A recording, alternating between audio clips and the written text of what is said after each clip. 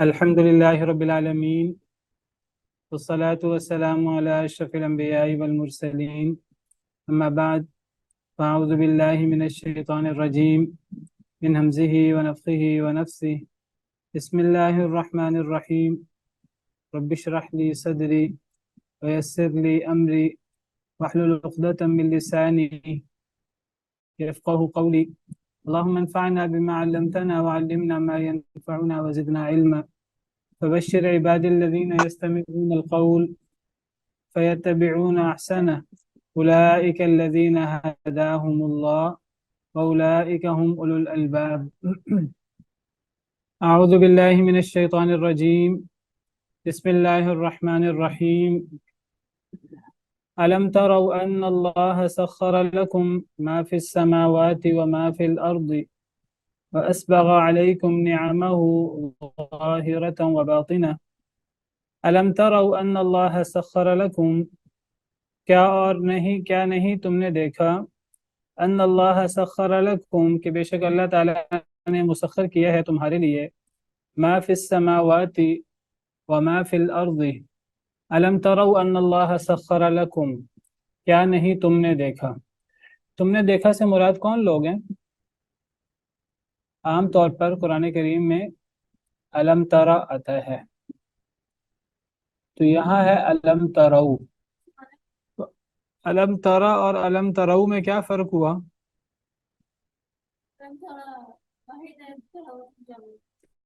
الم ترا کون سا صیغہ ہے اور الم تروا کون سا صیغہ ہے؟ ترا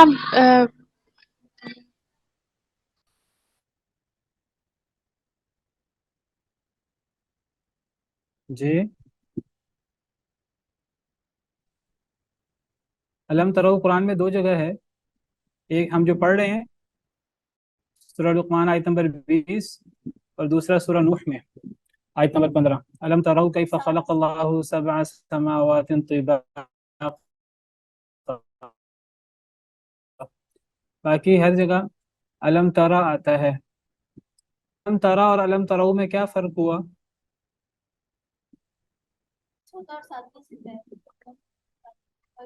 الم ترا چوتھا یا ساتواں صیغہ ہے؟ اگر چوتھا صیغہ ہو یعنی واحد مؤنث غائب تو مطلب ہوگا کہ کیا نہیں اس عورت نے دیکھا، اور اگر یہ ساتواں صیغہ ہو واحد مذکر حاضر تو مطلب ہوگا کیا نہیں تو نے دیکھا۔ اس موقع پر گویا کہ نبی کریم صلی اللہ علیہ وسلم مخاطب ہوں گے، ساتواں صیغہ مراد ہوگا الم ترا سے۔ اور الم تروا یہ کون سا صیغہ ہوگا؟ الم تروا کون سا صیغہ ہے؟ جی نواں صیغہ یعنی جمع مذکر حاضر کا۔ تو کیا نہیں تم نے دیکھا، تم سب نے دیکھا، تم سب نے دیکھا سے مراد کون ہوگا؟ یعنی تمام لوگ، تو تمام لوگوں کو خطاب ہے، کیا نہیں تم نے دیکھا۔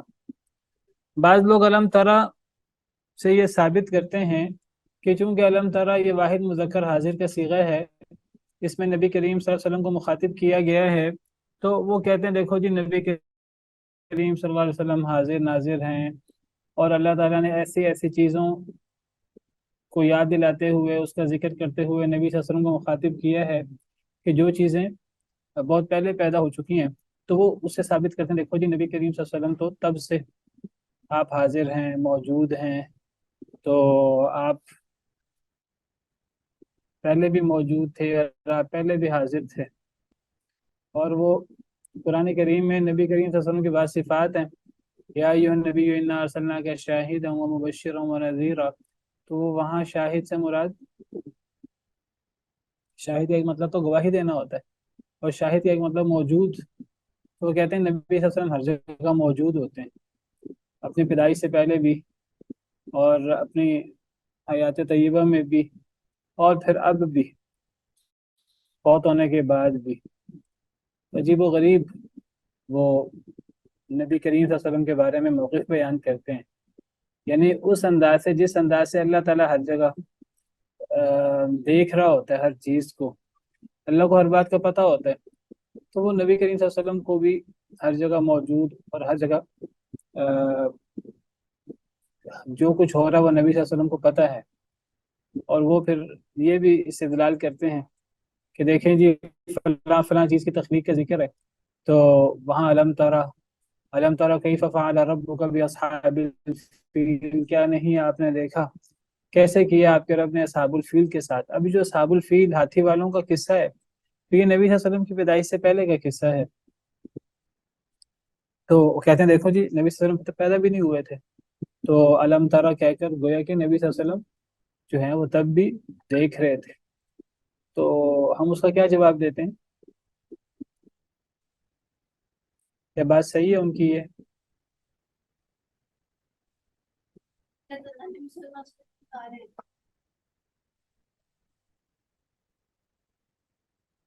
جی، کیا ان کی یہ بات صحیح ہے؟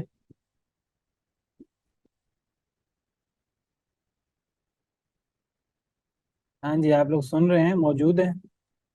جی استاذ سن جی تو کیا مراد ہے اس علم ترى وغیرہ سے؟ سر یہ بھی ہو سکتا ہے کہ جیسے کہ شیورٹی ہوتی ہے اللہ تعالیٰ کی طرف سے۔ یہ تو بڑا عام سا ایک بتایا تھا۔ ہے، اور کئی دفعہ ہم نے اس کا جواب بھی دیا ہے۔ علم ترى سے مراد، یہ بعض لوگ کہتے ہیں دیکھو جی ثابت ہوا، اللہ کہتے ہیں کیا نہیں آپ نے دیکھا، تو گویا کہ نبی صلی اللہ علیہ وسلم اس وقت موجود تھے، دیکھ رہے تھے۔ تو کہتے ہیں نبی صلی اللہ علیہ وسلم ہر چیز کو دیکھ رہے ہوتے ہیں اور ہر جگہ موجود ہوتے ہیں، اپنی پیدائش سے پہلے بھی۔ تو کیا یہی مراد ہے علم ترى سے؟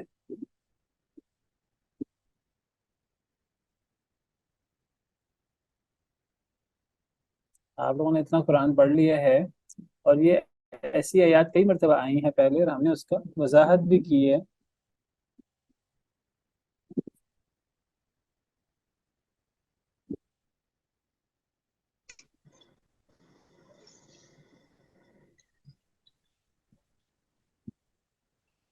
جی،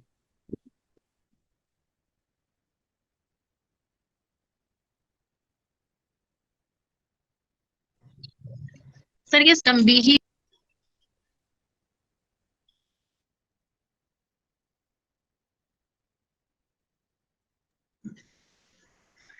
سر آواز آ رہی ہے؟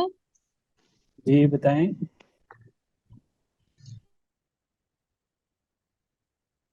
میں کہہ جی رہی کہ آواز، یہ سوالیہ بھی ہے اور تنبیہی بھی، تنبیہی سوال ہے۔ تنبیہی کا کیا مطلب ہوا؟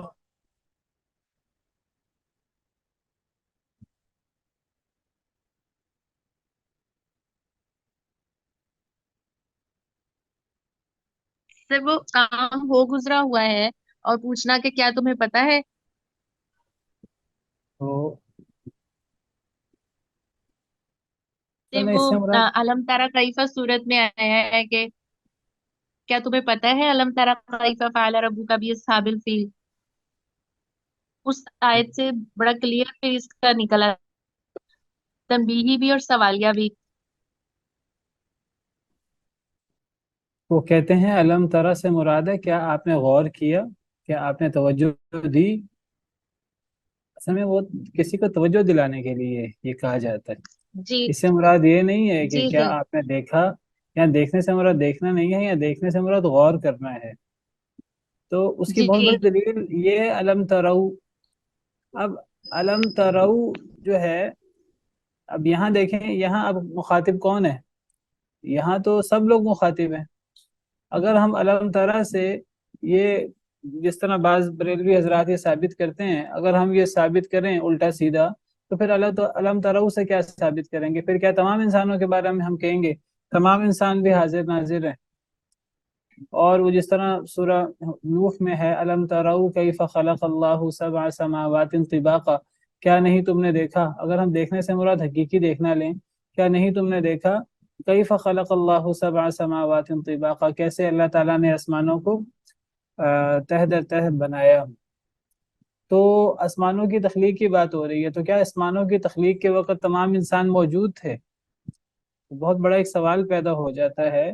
تو علم ترى سے مراد، جو علم تروا سے مراد ہے وہی علم ترى سے مراد ہے۔ اگر علم تروا سے یہ ثابت نہیں ہوتا کہ سب لوگوں نے دیکھا، تو علم ترا سے کیسے ثابت ہو جائے گا؟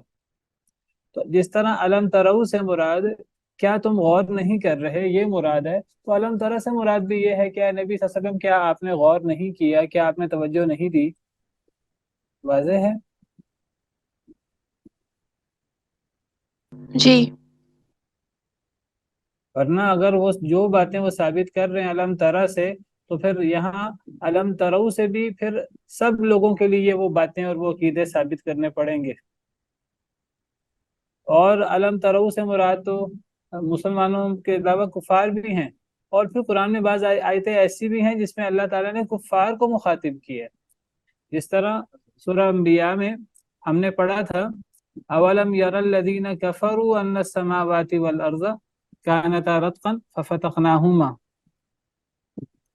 تو وہاں اولم یر الذین کفروا سورہ انبیاء آیت نمبر 30، اولم یر الذین کفروا، کیا اور نہیں دیکھا کافروں نے کہ آسمان اور زمین باہم ملے ہوئے تھے تو ہم نے ان کو جدا جدا کر دیا۔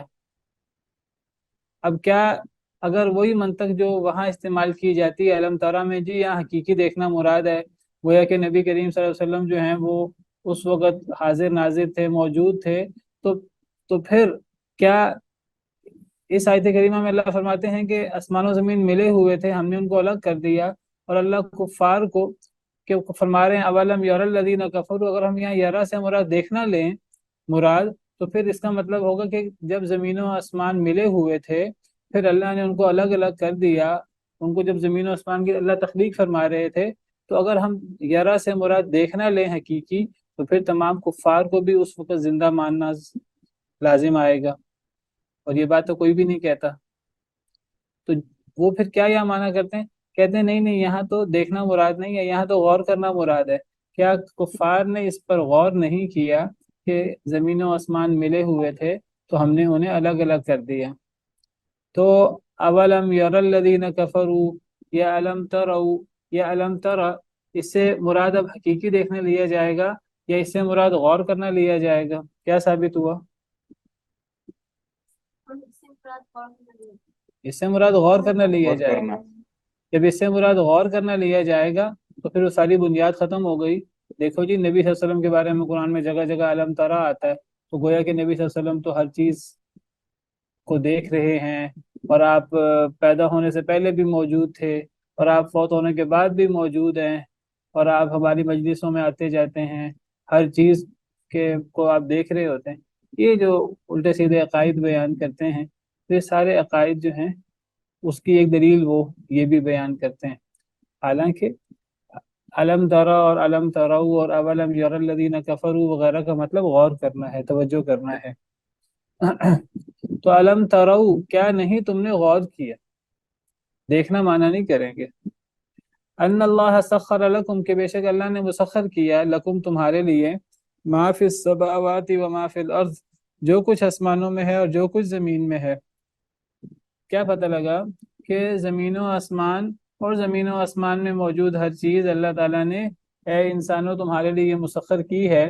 تو اللہ تعالیٰ ہمیں دعوت فکر دے رہے ہیں، اے لوگوں ذرا غور کرو کہ دیکھو اللہ کے تم پر کتنے احسان ہیں کہ تم غور نہیں کرتے کہ اللہ نے زمین و آسمان کی ہر چیز تمہارے لیے مسخر کر دی۔ کتنا بڑا انعام ہے اللہ کا، کتنی بڑی شان ہے اللہ کی، اور اللہ کا کتنا بڑا انعام ہے۔ کس پر؟ لکم، لکم سے مراد انسان ہے، تو اللہ نے انسان کو کتنا مقام دیا ہے، کتنی عنایت کی ہے، کتنے انعامات کیے ہیں انسان پر اللہ نے بغیر مانگے۔ جب اللہ نے اتنے احسان کیے ہیں، پھر اللہ فرماتے ہیں کہ اے انسان اب تو بھی اللہ کا شکر ادا کر، اور شکر ادا کرنے سے کیا مراد ہے وہ ہم پیچھے تفصیل سے پڑھ چکے ہیں کہ اللہ رب العالمین کے احکامات کو ماننا، اس میں سب سے پہلے توحید اور پھر دیگر احکامات آ جاتے ہیں جو ہم پچھلے رکوع میں پڑھ آئے ہیں۔ تو کیا نہیں تم نے دیکھا اے لوگوں کہ بے شک اللہ نے مسخر کیا تمہارے لیے جو بھی آسمانوں میں ہے اور زمین میں ہے۔ زمین و آسمان اور ان میں موجود ہر چیز ہمارے لیے مسخر ہے، زمین و آسمان اور ان میں موجود ہر چیز انسان کے لیے بنی ہے۔ تو جب یہ ساری مخلوقات اللہ نے انسان کے لیے بنائی ہیں اور انسان کے لیے مسخر کی ہیں، تو پھر انسان کی تخلیق کا مقصد کتنا عظیم ہوگا. کیا انسان صرف سونے جاگنے میں، کھانے پینے میں، دنیاوی کام کرنے میں پوری زندگی گزار سکتا ہے؟ جب اللہ نے انسان کو اتنا بلند مقام اور اتنا مرتبہ دیا ہے کہ زمین و آسمان کی ہر چیز کو اللہ نے انسان کے لیے مسخر کر دیا ہے، تو جب اللہ نے انسان کو اتنا مقام دیا ہے تو اللہ نے انسان سے کوئی بہت بڑی ذمہ داری کا تقاضا کیا ہے. تو اس ذمہ داری کو ادا کرنا ہوگا، پھر ہی ہم کامیاب ہوں گے. اگر وہ ذمہ داری کو ادا نہیں کریں گے تو دنیا اور آخرت میں ناکام ہوں گے. اب سوال یہ ہے کہ زمین و آسمان کی ہر چیز اللہ نے ہمارے لیے مسخر کر دی. اس مسخر کرنے سے کیا مراد ہے؟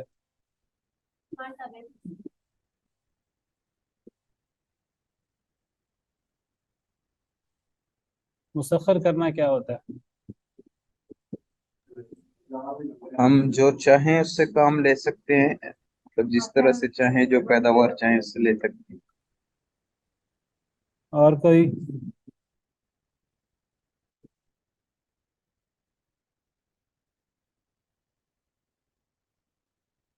تابع کر دی. کیا سورج ہمارے تابع ہے؟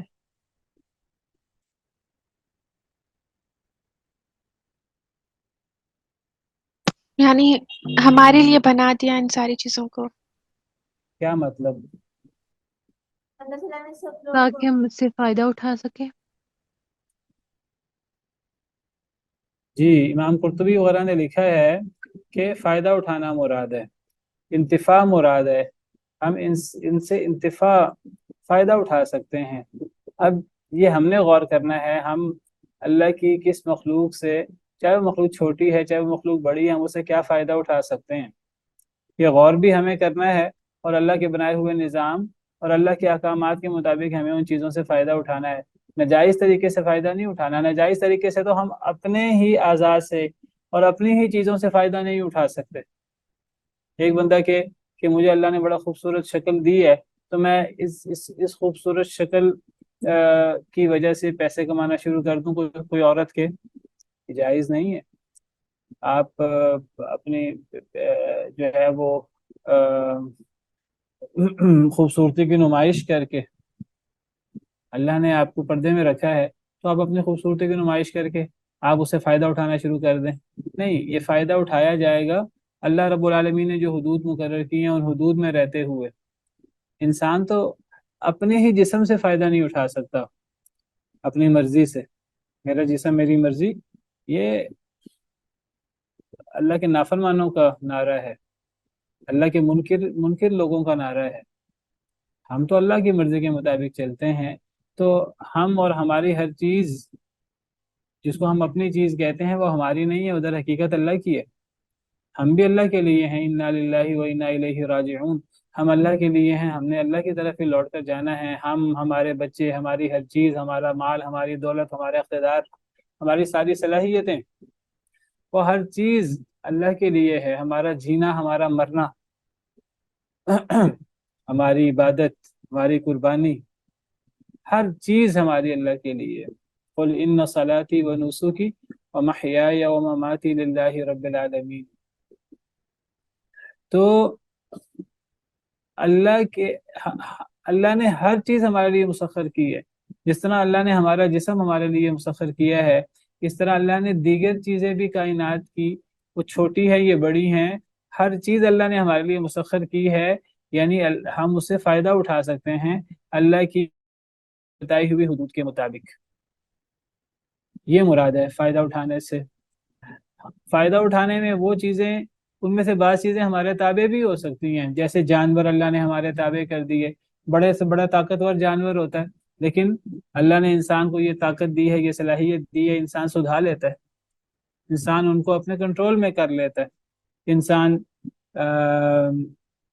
خچر، گدھوں کو، گھوڑوں کو سدھا لیتا ہے، قابو کر لیتا ہے. کتوں سے انسان شکار کا کام لے لیتا ہے، گھروں کی حفاظت کا کام لے لیتا ہے. انسان اونٹوں سے، جو اتنے طاقتور ہوتے ہیں کہ 10 لوگ بھی طاقت میں ان کا مقابلہ نہیں کر سکتے، لیکن انسان ان کو اپنے تابع کر لیتا ہے. ایک بچہ نکیل ڈال کر لے کے پھرتا رہتا ہے اور وہ اونٹ اس کے پیچھے چلتے رہتے ہیں. ہاتھیوں تک کو انسان نے اللہ کے حکم سے، اللہ کی دی ہوئی صلاحیت سے تابع کر لیا۔ تو مسخر کرنے سے مراد فائدہ اٹھانا ہے، اور فائدہ کسی چیز کو تابع کر کے بھی فائدہ اٹھایا جا سکتا ہے۔ تابع سے مراد ہم اپنی مرضی کے مطابق اسے چلا سکیں، اور کسی چیز کو اپنی مرضی کے مطابق ہم نہ بھی چلا سکیں پھر بھی ہم کسی چیز سے فائدہ اٹھا سکتے ہیں۔ جیسے سورج چاند ستارے ہیں، سورج اور چاند ستارے ہماری مرضی کے مطابق تو چل نہیں سکتے، وہ تو اللہ نے ان کا نظام بنایا ہوا، وہ ہمارے تابع اس معنی میں، وہ ہم اسے فائدہ تو اٹھاتے ہیں، ہمارے تابع تو نہیں ہیں وہ، لیکن ہم ان سے فائدہ اٹھاتے ہیں۔ تو گویا کہ مسخر سے مراد وہ چیزیں جن سے ہم فائدہ اٹھاتے ہیں، چاہے وہ ہمارے تابع ہیں چاہے وہ ہمارے تابع نہیں ہیں۔ اور دیکھیے کئی چیزیں ہمارے تابع ہیں، مثال کے طور پر کشتیاں، سمندر کے اوپر ہم کسی حد تک ہم کشتیوں کے ذریعے، بحری جہازوں کے ذریعے ہم سفر کرتے ہیں، کسی حد تک اس کو اپنے تابع کر لیتے ہیں، کسی حد تک وہ ہم اس کو تابع نہیں کر سکتے۔ وہ سمندر ہمارے لیے طوفانوں کا باعث بنتا ہے، سیلابوں کا باعث بنتا ہے، جب سونامی آتا ہے، جب طوفان آتے ہیں سمندری، یہ ہوائیں، اب ان سے آپ دیکھیے آج کل ونڈ مل اور یہ ہواؤں کے ذریعے انرجی لی جا رہی ہے،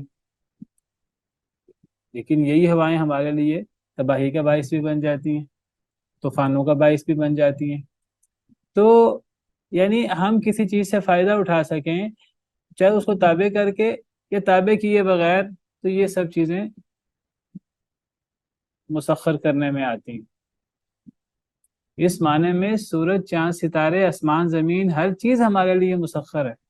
دیگر اجرام فلکی، ہم اللہ کی ہر مخلوق سے فائدہ اٹھا سکتے ہیں اللہ کے بتائے ہوئے نظام کے مطابق، کچھ اصول و ضوابط کے مطابق، اللہ کے حکم کی خلاف ورزی کر کے نہیں۔ تو اللہ نے ہر چیز کو ہمارے مسخر کر دی ہے۔ اب آپ کہیں گے کہ ہم بہت ساری چیزوں سے تو ہم فائدہ نہیں اٹھا پاتے، مثلا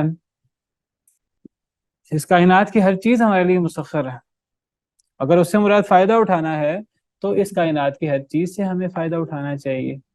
بہت ساری چیزوں سے تو ہم فائدہ نہیں اٹھا پاتے، مثلا جی آپ لوگ موجود ہیں؟ سر جیسے بہت سارے ایسے درخت یا نباتات ہیں، یا سمندر کی مچھلیاں ہیں، یا دوسری ایسی دنیا میں چیزیں ہیں جن سے ہم فائدہ نہیں اٹھا سکتے، ان کو یعنی وہ بظاہر ہمارے کوئی کام نہیں آ رہے ہوتے، لیکن کسی نہ کسی طریقے سے وہ انڈائریکٹلی ہمارے کام آ رہے ہوتے ہیں۔ مچھلیاں وغیرہ تو دیکھیے ہمارے لیے مسخر ہیں، اللہ نے مچھلیوں کو ہمارے لیے حلال کیا ہے، اور ان سے فوائد لیے جا سکتے ہیں، ان کے جسم وغیرہ سے تیل وغیرہ اور اس قسم کی چیزیں، اور پتہ نہیں کیا کیا چیزیں۔ ہمیں ان چیزوں میں غور کرنا چاہیے، ہمیں زمین میں چل پھر کر چیزوں میں غور و فکر کر کے جہاں تک اللہ نے اجازت دی ہے ہمیں وہاں تک فائدہ اٹھانا چاہیے۔ قل سیروا فی الارض فانظروا، کہہ دیجئے زمین میں چلو پھرو اور پھر دیکھو، کیف بدأ الخلق، کیسے اللہ نے تخلیق کی ابتدا کی ہے، ثم اللہ ینشئ النشأۃ الآخرہ، پھر اللہ دوبارہ بھی پیدا کرے گا۔ ہمیں زمین میں غور کرنا ہے، اور ہمیں دیکھنا ہے، صرف زمین میں نہیں، آسمان میں، فضاؤں میں ہمیں غور کرنا ہے، ہمیں غور و فکر کرنا ہے اللہ نے آسمان کیوں بنایا، زمین کیوں بنائی۔ ایک تو ہم اس سے اپنا وہ جو آخرت ہے، ایمان باللہ، ایمان بالآخرت، اللہ کی عظمت، اللہ کی شان ہمارے سامنے نمایاں ہو، اور ہم اللہ کے حکامات مانیں۔ اور نمبر دو، ان چیزوں میں غور کر کے ہم جس چیز سے اللہ کی بنائے ہوئے نظام کے مطابق فائدہ اٹھانا چاہیں ہم فائدہ اٹھائیں۔ ابھی بجلی چمکتی ہے تو بجلی چمکنے سے ہمیں خوشی بھی ہوتی ہے کہ بارش ہونے والی ہے، اور بجلی چمکنے سے ہم ڈرتے بھی ہیں، لیکن اس بجلی سے ہم کیا فائدہ اٹھا سکتے ہیں ہمیں غور کرنا چاہیے۔ کیا ہم اس انرجی کو بھی اپنے کنٹرول میں لا سکتے ہیں؟ ایک وقت تھا لمبا عرصہ ہم نے سولر انرجی کو استعمال نہیں کیا، اب ہم اس قابل ہوئے ہیں اللہ کی دی ہوئی صلاحیت سے کہ ہم سولر انرجی کو استعمال کر سکیں، تو ہمیں غور کرنا چاہیے تھا، اس سے پہلے غور کرنا چاہیے تھا۔ ابھی ہم چاند کی روشنی کو تو استعمال کر رہے ہیں ہم رات کے وقت، لیکن کیا چاند کی جو روشنی اور یہ جو انرجی ہے چاند کی، کیا اس کو بھی انرجی کے طور پر استعمال کیا جا سکتا ہے کہ نہیں کیا جا سکتا، اس میں غور کرنا چاہیے، اس میں تجربات کرنے چاہیے۔ استاد جیسے بہت ساری جڑی بوٹیاں ہیں عام لوگ نہیں جانتے، لیکن یہاں پہ جو صحرائی لوگ ہیں ان کو پتہ ہے کہ کینسر اور ہیپیٹائٹس جیسی بیماریوں کا وہ لوگ علاج کرتے ہیں اس سے، لیکن یہ ہے کہ چونکہ بڑے بڑے لیبورٹریز میں ان کی کوئی تحقیق نہیں ہے تو لوگ ان کو ماننے کو تیار نہیں، لیکن بہت سارے لوگوں کا اس سے علاج ہوا ہے، اور ایسی جڑی بوٹیاں جو عام طور پر پہاڑی علاقوں میں مل جاتی ہیں یہاں پہ یا صحرا میں بھی مل جاتی ہیں۔ بالکل میں یہی کہنا چاہتا ہوں، میں کہنا چاہتا ہوں اللہ نے ہر چیز کو ہمارے لیے مسخر کیا ہے، ہمیں ہر چیز میں غور کرنا چاہیے، تجربات کرنے چاہیے۔ تو وہ تجربات غیر کر رہے ہیں، حالانکہ وہ تو قرآن کریم کو اور ان چیزوں کو تو پڑھتے بھی نہیں ہیں، اور ہم مسلمان ان چیزوں کو پڑھتے ہیں، اور ہم علم و تحقیق سے، تعلیم و تعلم سے، ایک تو ہے نا دینی تعلیم، اس سے بھی ہم دور ہیں اور عصری تعلیم سے بھی ہم دور ہیں۔ تو ہمیں غور کرنا چاہیے، اس کائنات کی ہر چیز میں ہمیں غور کرنا ہے، ہمیں اس کائنات کی ہر چیز میں غور کر کے ایک تو اللہ کی عظمت، اللہ کی شان ہمارے سامنے آنی چاہیے، اور اللہ کی توحید اور اللہ کی توحید کے دلائل اور اللہ کی عظمت ہمارے دلوں میں جاگوزی ہونی چاہیے۔ اور اس کے علاوہ ہمیں ان چیزوں میں غور کر کے یہ دیکھنا ہے کہ ہم کیسے ان چیزوں سے فائدہ اٹھا سکتے ہیں اللہ کے نظام کے مطابق۔ ہر چیز میں غور کرنا چاہیے، اور ہمیں اس سے فائدہ ہم کس انداز سے اٹھا سکتے ہیں۔ بادل ہیں، ہم بادلوں سے کیا فائدہ اٹھا سکتے ہیں، ہمیں اس میں غور کرنا چاہیے۔ آسمان سے ہم کیا فائدہ اٹھا سکتے ہیں، باقی پلانٹس ہیں ہم ان سے کیا فائدہ اٹھا سکتے ہیں۔ تو یہ ہمیں ان چیزوں میں ہمیں غور کرنا ہے۔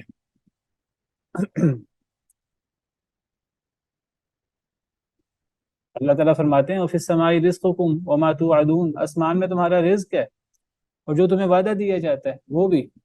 اب آسمان میں ہمارے لیے رزق ہے، اس سے مراد پانی، بارش ہے، کیا بارش کے علاوہ بھی ہمارے لیے رزق کی کوئی صورتیں ہیں آسمانوں میں؟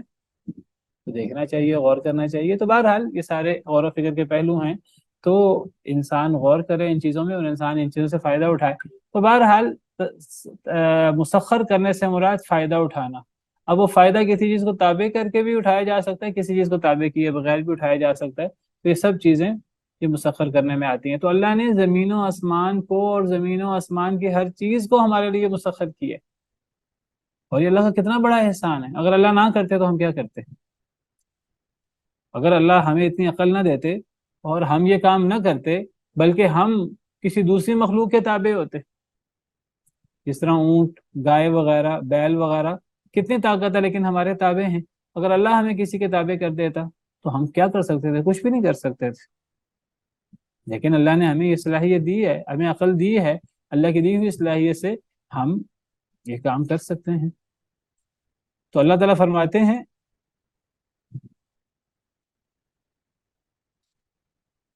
سورہ ابراہیم میں، اللہ الذی خلق السماوات والارض وانزل من السماء ماء، اللہ نے پیدا کیا آسمانوں کو، زمین کو، اور اللہ نے نازل کیا بلندی سے پانی، فاخرج به من الثمرات رزقا لکم، اس نے نکالا اس پانی کے ذریعے پھلوں سے رزق تمہارے لیے۔ تو یہ اللہ نے پیدا کی ہیں، آسمان، زمین اور بادلوں سے پانی، اور اس سے پھلوں کا رزق، اور یہ سب چیزیں ہمارے لیے مسخر ہیں۔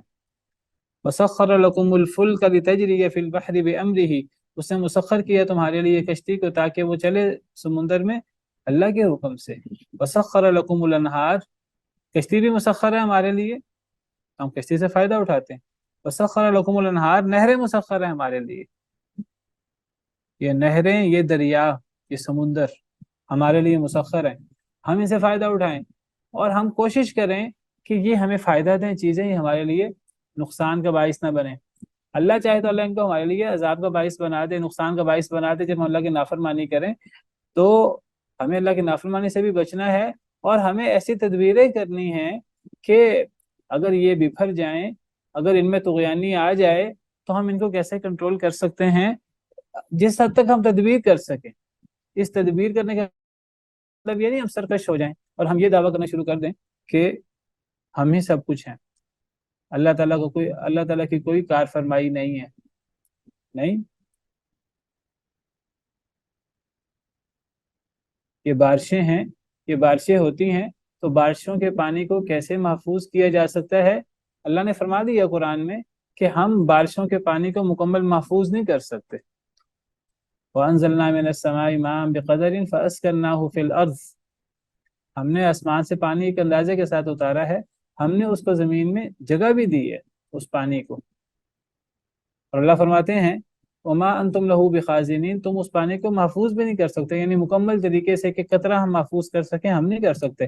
لیکن پھر بھی ہم تدبیر کر کے بڑی حد تک ڈیم وغیرہ بنا کر یہ چیزیں بنا کر ہم اس پانی کو کنٹرول کر کے ہم اللہ سے مقابلہ نہ کریں، ہم اپنی تدبیر کر کے اور اللہ پہ توکل کر کے ہم کافی حد تک ان چیزوں کو کنٹرول کر سکتے ہیں. جن دنوں میں بارشوں کا موسم ہو تو پانی کو ڈیم وغیرہ بنا کر پانی کو محفوظ کر لیا جائے، تاکہ جن دنوں میں بارش نہ ہو تو ان دنوں میں اس پانی سے فائدہ اٹھایا جائے. سیلابوں سے بھی بچت ہوگی، اور جب پانی نہیں ہوگا ان پانی سے فائدہ بھی اٹھایا جائے گا. ہمارے ملک کی صورتحال دیکھیں کہ ایک وقت آتا ہے، یہ آج کل کے جو مہینے چل رہے ہیں ان میں اتنا پانی آ جاتا ہے، کبھی بھارت پانی چھوڑ دیتا ہے، کبھی بارشیں زیادہ ہو جاتی ہیں، ہمارے ملک میں سیلاب آ جاتے ہیں، پانی ہم سے کنٹرول نہیں ہوتا. اور پھر جب گرمیاں آتی ہیں تو پھر وہ پانی کی قلت ہو جاتی ہے ہمارے پاس، اور ہم ان ملکوں میں شامل ہیں جن میں پانی کی شدید قلت ہے. ایک طرف کتنا عجیب بات ہے، ایک طرف شدید قلت ہے اور ایک طرف اتنا زیادہ پانی ہو جاتا ہے کہ سیلاب آ جاتا ہے. مس مینجمنٹ بھی تو ہے نا.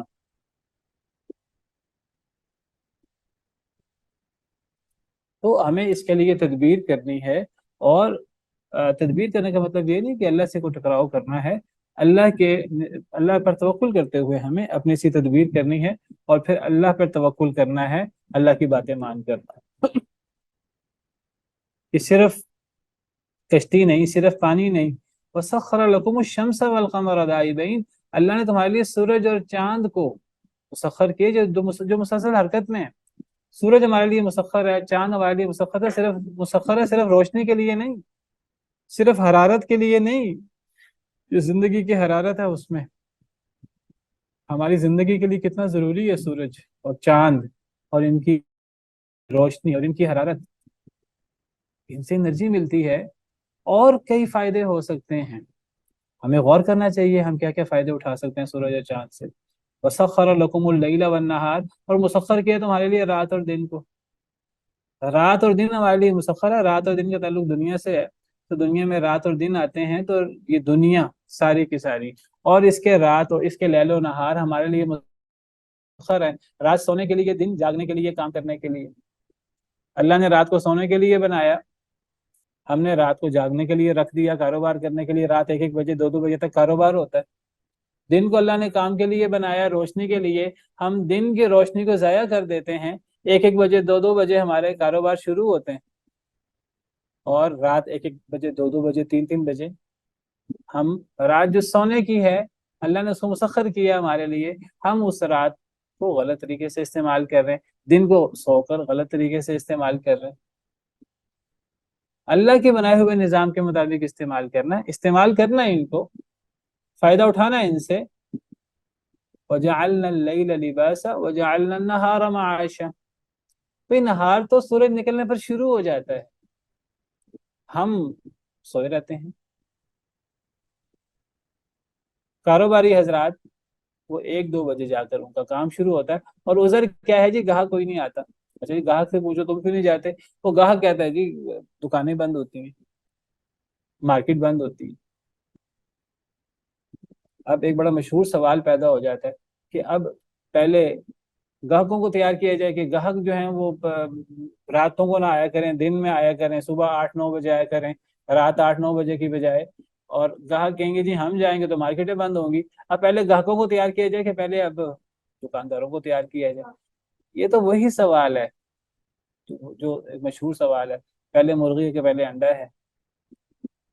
ٹھیک ہے جی، یہ کہتے ہیں جی پہلے مرغی ہے اس سے انڈے کو کہتے ہیں پہلے انڈا ہے اس سے مرغی. تو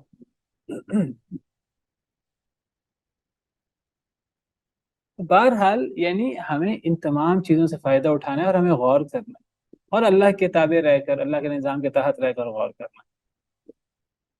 اور یہ سب چیزیں اللہ نے ہمارے لیے مسخر کی، اور اللہ کا ہم پر اتنا بڑا احسان ہے، اور یہ ہم ناشکری کر رہے ہیں اللہ کے ان احسانات کی ٹائم ضائع کر کے.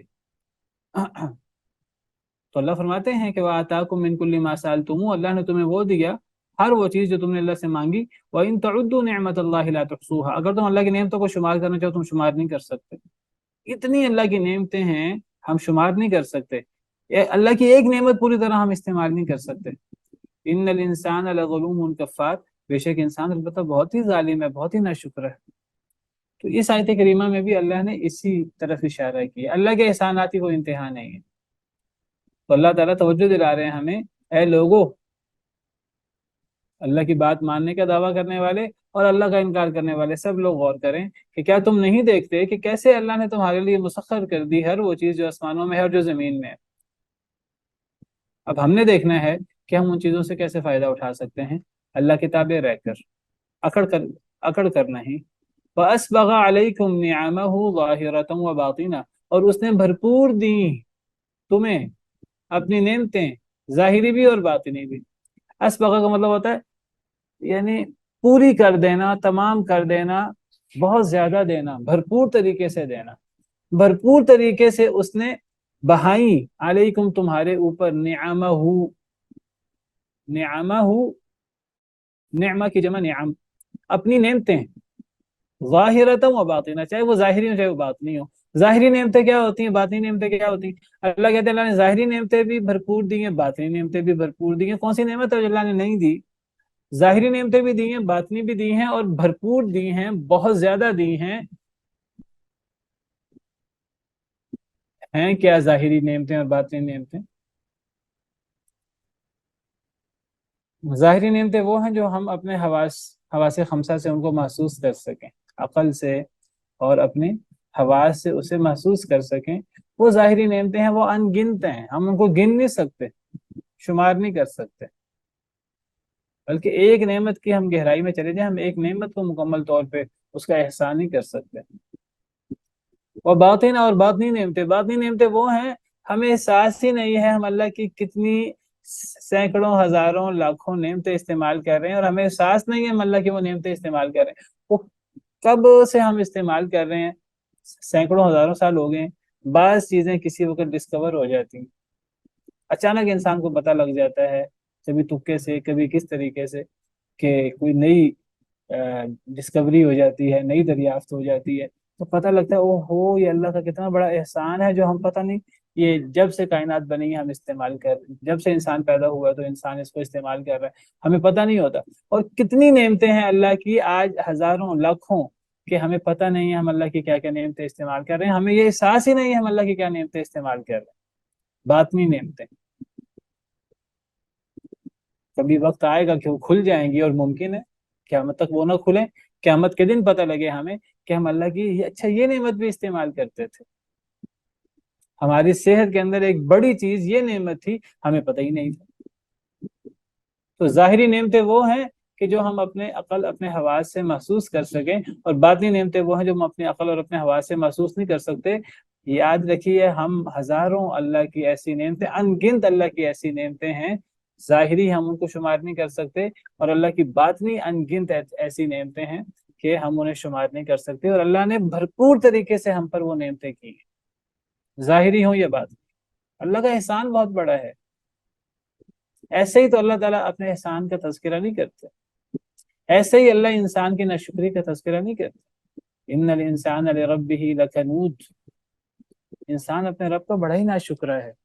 ان الانسان لظلوم کفار، انسان البتہ بڑا ہی ظالم ہے، بڑا ہی ناشکرا ہے.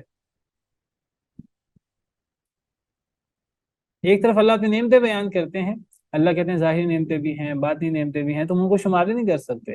اور دوسری طرف لوگوں کا رویہ دیکھیں، وَمِنَ النَّاسِ مَن يُجَادِلُ فِي اللَّهِ، اور ایسے لوگ بھی ہیں، لوگوں میں سے وہ بھی ہے کہ جو جھگڑا کرتے ہیں اللہ تعالیٰ سے، جو جھگڑا کرتے ہیں اللہ کے بارے میں، بغیر علم، بغیر علم کے، ولا ہدن، اور بغیر ہدایت کے، ولا کتاب منیر، اور بغیر کسی روشن کرنے والی کتاب کے.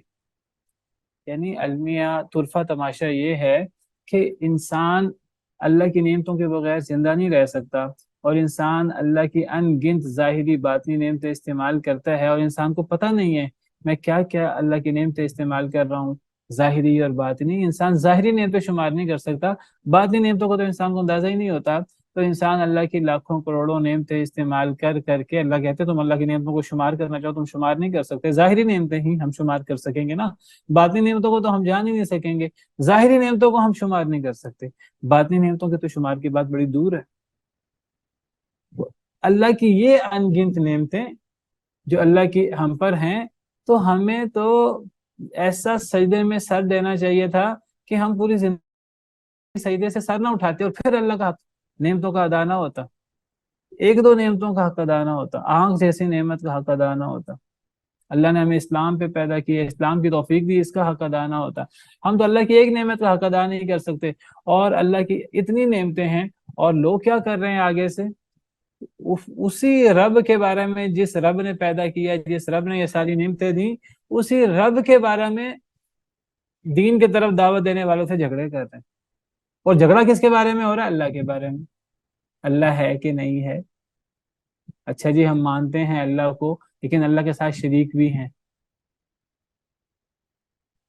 الم تر الی الذی حاج ابراہیم فی ربہ ان آتاہ اللہ الملک. کیا آپ نے نہیں دیکھا اس بدبخت کو جس نے جھگڑا کیا ابراہیم علیہ السلام سے ان کے رب کے بارے میں؟ ان آتاہ اللہ الملک، اس لیے کہ اللہ نے اسے بادشاہت دی تھی. وہ کیا جھگڑا کرنے لگا حضرت ابراہیم سے اپنے رب کے بارے میں، حضرت ابراہیم کے رب کے بارے میں، اللہ کے بارے میں. وہ کہنے لگا کہ رب وہ ہوتا ہے جو زندہ کرتا اور مارتا ہے. کہنے لگا زندہ کرتا اور مارتا تو میں بھی ہوں. والعیاذ باللہ. تو ایسے لوگوں میں سے وہ بدبخت بھی ہیں. اللہ کی یہ ان گنت نعمتیں ہیں، اللہ کی نعمتوں تو وہ دیکھتے نہیں ہیں. یا ایھا الانسان ما غرک بربک الکریم، اے انسان تجھے تیرے کریم رب سے کس چیز نے دھوکے میں ڈال دی؟ الذی خلقک، اس نے تجھے پیدا کیا ہے، عدم سے وجود میں وہ لایا ہے. فسواک، تجھے ٹھیک ٹھاک بنایا ہے. فعدلک، تجھے برابر برابر بنایا ہے. انسان کا ایک ہاتھ اور دوسرا ہاتھ برابر ہے، ایک آنکھ اور دوسری آنکھ برابر ہے، ایک کان اور دوسرا کان برابر ہے، ایک ٹانگ اور دوسری ٹانگ برابر ہے، ایک انگوٹھا اور دوسرا انگوٹھا برابر ہے، ایک ہاتھ کی شہادت کی انگلی دوسرے ہاتھ کی شہادت کی انگلی برابر ہے. کبھی ایک ہاتھ 1 انچ لمبا ہو جائے، دوسرا ہاتھ 1 انچ چھوٹا ہو جائے، آپ دیکھیں کتنا بڑا عیب ہے یہ. چلیں اس کو چھوڑ دیں، اگر ایک ٹانگ 1 انچ لمبی ہو جائے، ایک ٹانگ 1 انچ چھوٹی ہو جائے، انسان کی چال ہی بے ڈھنگی ہو جائے گی. چلیں 1 انچ تو بہت بڑا ہوتا ہے، آپ اس کو چھوٹا کر لیں، ایک آنکھ انچ کا 10واں حصہ ایک آنکھ بڑی ہو جائے اور ایک آنکھ انچ کا 10واں حصہ چھوٹی ہو جائے، کتنی بے ڈھنگی وہ آنکھ لگے گی انسان کی. ایک آنکھ کی پلکیں بڑی ہو جائیں، ایک آنکھ کی پلکیں چھوٹی ہو جائیں. یعنی اللہ کی نعمتوں کی ہزاروں لاکھوں قسمیں ہیں، ہم تصور نہیں کر سکتے. وہ تو اللہ بتاتے ہیں تو ہمیں احساس ہوتا ہے ہاں ہاں اللہ کی تو یہ بھی نعمت ہے. ہر چیز کو برابر برابر بنایا ہے، یہ اللہ کی اتنی بڑی نعمت ہے.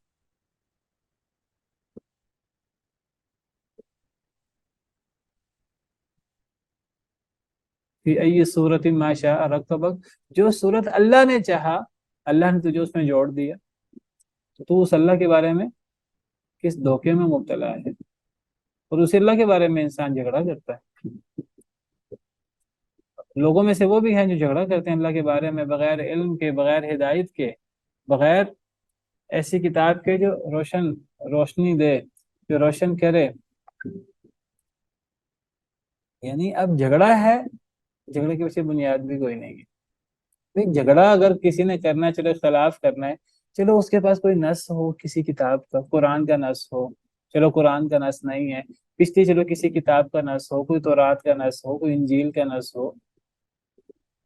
اچھا جی اگر کوئی کتاب نہیں ہے، چلو کوئی اور ہدایت ہو. کوئی اور کتاب کے علاوہ ہدایت کیا ہو سکتی ہے؟ کتاب کے علاوہ کوئی نبیوں کی باتیں جو پیچھے سے سینہ بسینہ چلی آ رہی ہوں، سند کے ساتھ چلی آ رہی ہوں. چلو نبیوں کی کوئی بات ہی کوئی نہ، نبیوں کا کوئی موقف ساتھ ہے ان کے، نہ کوئی کتاب ان کے نظریات کی تائید کرتی ہے، نہ کوئی علم ہے، نہ کوئی ایسی دلیل جو انسان چلو عقلاً ہی کوئی دلیل پیش کر سکے، نہ عقل سے کوئی دلیل پیش کر سکے، نہ کوئی نبیوں کی پرانی بات، نیک لوگوں کی پرانی بات کوئی چلی آ رہی ہے. مشہور لوگ نیک مشہور ہوتے ہیں، حضرت لقمان علیہ السلام جیسے ہیں، جیسے دیگر انبیاء کرام علیہ السلام ہیں.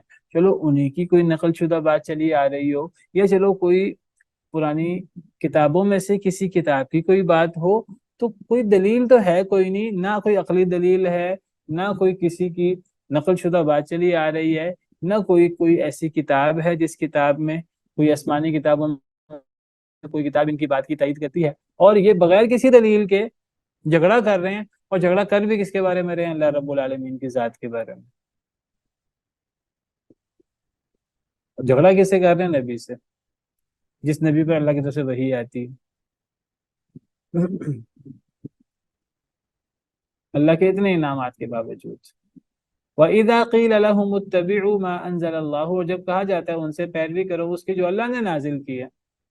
ایک انسان کی سب سے بڑی سعادت یہ ہے کہ جس اللہ نے انسان کو پیدا کیا ہے اس اللہ نے انسان پر مزید احسان کیا کہ انسان پر وحی نازل کر دی، آسمانوں سے انسان پر کتاب نازل کر دی، وحی بھیج دی، پیغام بھیج دیا، رسالت بھیج دی. تو اب انسان کا کام یہ تھا کہ انسان اس کو ہاتھوں ہاتھ لیتا کہ جی میرے رب کی طرف سے حکم آیا ہے، میرے رب نے جس نے مجھے پیدا کیا ہے اس نے میری ہدایت کے لیے یہ نسخہ کیمیا بھیجا ہے، تو میں اس کو پڑھوں، اس پر ایمان لاؤں، اس کو پڑھوں، اس کو یاد کروں، تدبر کروں، اس پر عمل کروں، دوسروں کو سناؤں. لیکن لوگ کیا کرتے ہیں؟ جب لوگوں کو کہا جاتا ہے پیروی کرو اس کی جو اللہ نے نازل کی، قالو، تو وہ کہتے ہیں بل نتبع ما وجدنا علیہ آباءنا، بلکہ ہم تو اس کی پیروی کریں گے جس پر ہم نے اپنے آباء و اجداد کو پایا. سب سے بڑا فتنہ، سب سے بڑی آزمائش. لوگوں سے کہا جاتا ہے کہ اللہ کے احسانات ہیں، اللہ ہمارے خالق ہیں، اللہ نے ہمارے لیے وحی نازل کی ہے، اللہ نے دنیا میں زندگی گزارنے کا طریقہ کار مقرر کیا ہے، اللہ کا دین دین اسلام ہے، اس دین کو ہمیں اپنانا ہے. اللہ کی وحی کی روشنی میں ان کے سامنے ما انزل اللہ پیش کیا جاتا ہے، اللہ کی وحی پیش کی جاتی ہے، تو آگے سے وہ انکار کر دیتے ہیں. وہ کہتے ہیں ہمیں اللہ کی وحی نہیں چاہیے، ہم تو گھسے پٹے اپنے آباء و اجداد کا جو طور طریقہ ہے اس پر چلیں گے. ایک طرف اللہ کی وحی ہے اور اللہ کا قرآن ہے، نبی کا فرمان ہے، یہ دونوں ما انزل اللہ ہیں. کیونکہ جس طرح اللہ نے قرآن نازل کیا ہے، قرآن جس طرح وحی ہے، اسی طرح حدیث مبارکہ بھی وحی ہے. نبی صلی اللہ علیہ وسلم فرمایا الا انی اوتیت القرآن ومثلہ معہ، خبردار ہے لوگوں، مجھے قرآن بھی دیا گیا ہے وحی کے طور پر، اور مجھے قرآن کے علاوہ بھی وحی کی گئی ہے. اور قرآن کریم جگہ جگہ کہتا ہے اطیعوا اللہ واطیعوا الرسول، اللہ کی اطاعت بھی کرو، رسول کی اطاعت بھی کرو. اور قرآن کہتا ہے وما ارسلنا من رسول الا لیطاع باذن اللہ، ہم نے کوئی رسول بھیجا ہی نہیں مگر اس لیے کہ اللہ کے حکم سے اس کی اطاعت کی جائے. رسول تو آنے کا مقصد ہی یہ ہے کہ رسول کی اطاعت ہو اللہ کے حکم سے. یہ کہتے ہیں نہ اللہ کی بات ماننی نہ رسول کی بات ماننی ہے. ہاں جی، کس کی بات ماننی ہے؟ آباء و اجداد کی بات ماننی ہے، ان کے نقش قدم پر چلنا ہے. تو اللہ فرماتے ہیں اولو کان الشیطان یدعوہم الی عذاب السعیر، کیا اور اگرچہ شیطان بلاتا ہو انہیں بھڑکتے ہوئے عذاب کی طرف، تم آباء و اجداد کی پیروی کی بات کرتے ہو. نہ کوئی عقلی دلیل ہے اس پیروی کی، نہ کوئی نقلی دلیل ہے کسی نبی کی کوئی نقل شدہ بات سند کے ساتھ چلی آ رہی ہے، نہ کوئی کتابی کوئی دلیل ہے، آسمانی کتابی کوئی دلیل ہے. بغیر دلیل کے ظن و تخمین، اٹکل پچو کی بنا پر جی ہم نے اپنے آباء و اجداد کی بات کی پیروی کرنی ہے، ہم نے ما انزل اللہ کی پیروی نہیں کرنی. تو اللہ تعالیٰ سوال کرتے ہیں کہ کیا تب بھی تم اپنے آباء و اجداد کی پیروی کرو گے ما انزل اللہ کو چھوڑ کر، جب تمہارے آباء و اجداد کو شیطان جہنم کی طرف لے جائے؟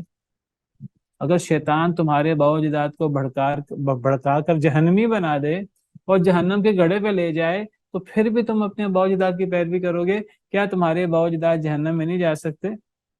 کیا تمہارے آباء و اجداد اگر غلط ہوں تو وہ جہنم میں نہیں جائیں گے؟ تو جب ان کا صحیح ہونا یقینی نہیں ہے تمہارے آباء و اجداد کا، یا تو اللہ کی طرف سے کوئی وحی ہو، تم نے کوئی غیب پر اطلاع پائی ہو کہ ہمارے باپ دادا 100% حق پر ہیں، پھر تو سمجھ آتی ہے بات. اگر اللہ کی طرف سے کوئی گارنٹی نہیں ہے، کوئی غیب اللہ نے تم پر مطلع نہیں کیا کہ ہمارے باپ دادا 100% صحیح ہیں، جب وہ نبی نہیں ہیں، نبی معصوم ہوتا ہے وحی کے معاملے میں، تو پھر باپ دادا کی اندھی تقلید اور اندھی پیروی کیوں؟ کیا باپ دادا غلط نہیں ہو سکتے؟ اگر غلط ہو سکتے ہیں تو کیا وہ جہنمی نہیں ہو سکتے؟ تو تم نے باپ دادا کی پیروی کرنی ہے قطع نظر اس کے کہ وہ صحیح کہہ رہے ہیں غلط کہہ رہے ہیں. اگر تمہارے باپ دادا جہنم کے گڑھے کے کنارے کھڑے ہوں پھر بھی ان کی بات مانو گے؟ یاد رکھیے آباء و اجداد کی اندھی تقلید، نہ عقل اس کی تائید کرے، نہ کوئی نقل شدہ بات، نہ کوئی اللہ کی کتاب کی بات اگر اس کی تائید کرے، تو باپ دادا کی اندھی تقلید، باپ دادا کے بارے میں یہ لازمی نہیں ہے، وہ معصوم نہیں ہے کہ وہ صحیح ہوں گے، وہ صحیح بھی ہو سکتے ہیں، غلط بھی ہو سکتے ہیں، جب وہ صحیح بھی ہو سکتے ہیں، غلط بھی ہو سکتے ہیں، تو پھر ان کی اندھی تقلید کیوں؟ ہاں اگر باپ دادا صحیح ہیں، ان کی بات کتاب و سنت کے مطابق ہے تو ضرور ماننی چاہیے، لیکن اگر ان کی بات کتاب و سنت کے خلاف ہے، ما انزل اللہ کے خلاف ہے، تو پھر ما انزل اللہ کو مان لینا چاہیے اور اس کو ان کی بات کو چھوڑ دینا چاہیے۔ تو اللہ نے کتنی سیدھی بات کی، کیا اور اگرچہ شیطان بلاتا ہو انہیں، ان کے آباء و اجداد کو بڑھتے ہوئے عذاب کی طرف، کیا تمہارے باپ دادا معصوم ہیں؟ معصوم نہیں ہیں، وہ شیطان کے بہکاوے میں آ سکتے ہیں، جب وہ آ سکتے ہیں تو پھر ان کی غیر مشروط اطاعت کیوں، ان کی اندھی تقلید کیوں؟ اور یہی بات آپ بزرگوں کے بارے میں لے لیں، یہ جو دین کے بزرگ بنائے ہوئے ہیں، ہم نے علماء بنائے ہوئے ہیں، تو کیا علماء کی بات 100% صحیح ہے؟ کیا یہ یقینی ہے کہ ان کی بات صحیح ہے؟ کیا اس پر کوئی مہر ہے اللہ کی طرف سے، اللہ کے رسول کی طرف سے؟ کیا وہ معصوم ہے؟ یا وہ معصوم نہیں ہے پھر ان کی اندھا دھند تقلید نہیں ہو سکتی۔ ہاں کیا ہو سکتا ہے، دلیل کی بنا پر ان کی بات مانی جا سکتی، لیکن بغیر علم کے، بغیر ہدایت کے، بغیر کتاب منیر کے ان کی بات نہیں مانی جا سکتی۔ جو اصول آباء و اجداد کی اندھی تقلید پر لگتا ہے وہی اصول بزرگان دین کی اندھی تقلید پر لگتا ہے۔ کیا فرق ہے دونوں میں؟ جوہری فرق بتا دیجئے۔ جس طرح لوگ اب قریش مکہ آباء و اجداد کی پیروی کرتے تھے، ما انزل اللہ کو چھوڑ دیتے تھے، اگر کوئی بندہ اپنے علماء کی پیروی کرے ما انزل اللہ کو چھوڑ کر، تو یہ ایک جیسی بات ہے۔ اور یاد رکھیے جہنم میں جانے کا بڑا ذریعہ آباء و اجداد کی اندھی تقلید ہے، ما انزل اللہ کو چھوڑ کر جہنم میں جانے کا بڑا ذریعہ ما انزل اللہ کو چھوڑ کر بزرگان دین کی اندھی تقلید ہے۔ یہ دلیل نہیں ہوتا کہ فلاں نے یہ کام کیا، یہ کوئی دلیل نہیں ہوتی۔ ہاں فلاں نے اگر یہ کام کیا ہے، اس نے کس بنا پر کیا، کس آیت کی بنا پر، کس حدیث کی بنا پر، اگر اس کے پیچھے آیت یا حدیث کی بنیاد موجود ہے تو علی الرأس والعین۔ تو اللہ نے کیسی بات کی، اللہ فرماتے ہیں اپنے آباء و اجداد کے نقش قدم پر چلو گے، یہ دیکھے بغیر وہ صحیح ہیں کہ غلط ہیں، تو اگر شیطان ان کے آباء و اجداد کو جہنم بھڑکتے ہوئے عذاب کی طرف اگر لے جائے، پھر بھی یہ باپ دادا کی پیروی کریں گے۔ حضرت ابراہیم کا باپ وہ مشرک تھا، اور اللہ نے فرما دیا، احادیث مبارکہ میں موجود ہے کہ اللہ تعالیٰ اس کو جہنم میں پھینک دیں گے، آزر گندے کیڑے کی صورت میں۔ تو کیا سیدنا ابراہیم کو اپنے باپ کی بات ہی ماننی چاہیے تھی؟ نہیں، انہوں نے چھوڑ دی بات اپنے باپ کی، اپنے باپ کو نصیحت کی، لیکن باپ نے گھر سے نکال دیا، چھوڑ دیا پھر حضرت ابراہیم علیہ السلام نے۔